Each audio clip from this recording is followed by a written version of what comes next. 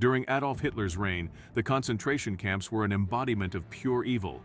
In these camps, there was a whole hierarchy going on.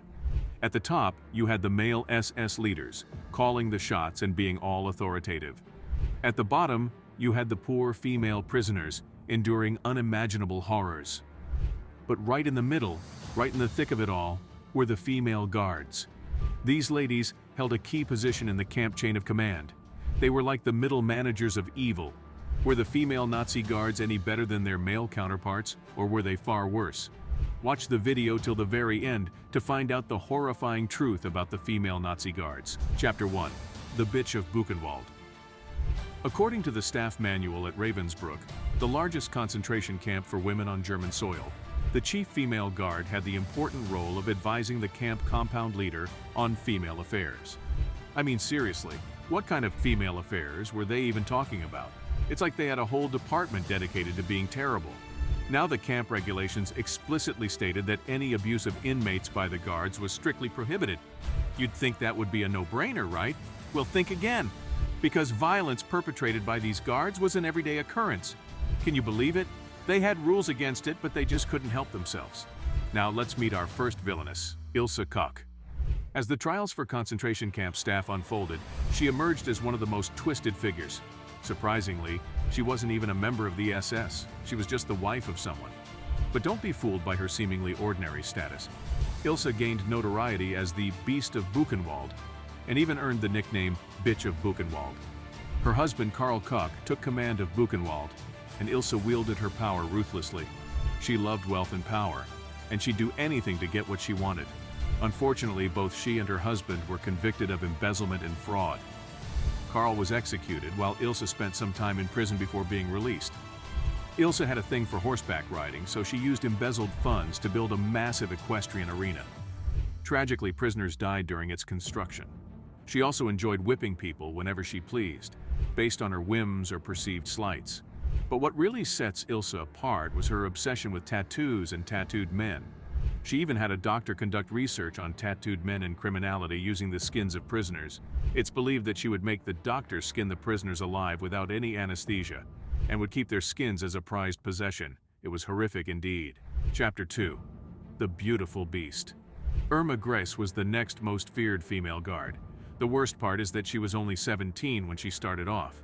She served as an SS officer at Ravensbrück, an all-women's concentration camp near Berlin. Ravensbrück is where officers like Irma receive their education in cruelty. Irma's journey to becoming a cruel guard begins when she's just 10 years old, as Hitler rises to power. Raised in a broken home, she dropped out of high school and ran away from home at 15, eventually finding herself working at an SS hospital by the age of 17. At Ravensbrück, Irma's brutality knew no bounds. She stomped on people who collapsed during roll calls and responded with violence to any sign of disrespect. Despite her monstrous actions, Irma had an unassuming appearance. She was even ironically referred to as the Beautiful Beast. Like Ilse, Irma also has a fascination with tattoos and tattooed men. However, she was very popular for other reasons. She used to wear tight-fitting clothes and a short skirt that she used to entice men, which even included prisoners. She was known to have sexual relationships with multiple men and women inside the prison, and was notoriously labeled a nymphomaniac. The worst part is that she would often act on her jealousy and send female prisoners who were more beautiful than her to the gas chambers.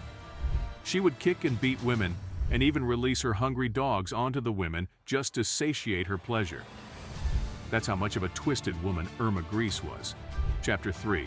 The Woman Who Went Unnoticed. Now let's shift gears to a surprising case.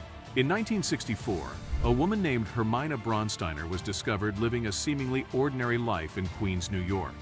Little did her neighbors know, she had a dark past as a suspected Nazi and war criminal. After the war, she was interned in various camps until 1947. She was eventually returned to Austria to face trial, where she was convicted of crimes against human dignity and sentenced to 3 years in prison. Due to time served, she only spent a few months behind bars and was released in 1950.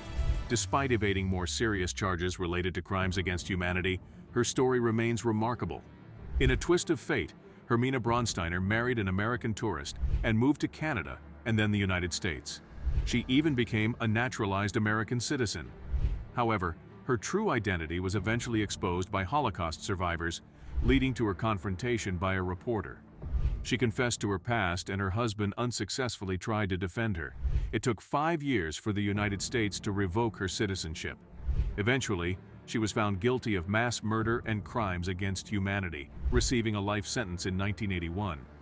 She was released in 1996 for health reasons and passed away 3 years later. These were only a handful of the female guards who actually got caught. It is believed that many of them escaped and changed their names to avoid capture. How on earth did these guards justify their actions? Did they have some sort of twisted logic that made them think it was okay to unleash violence on their fellow women? Or were they just power-hungry maniacs who got a sick thrill out of tormenting others? That, my friends, is a topic for another video. If you enjoyed this video, don't forget to give a big thumbs up and share it to your friends. Subscribe to our channel for more interesting videos.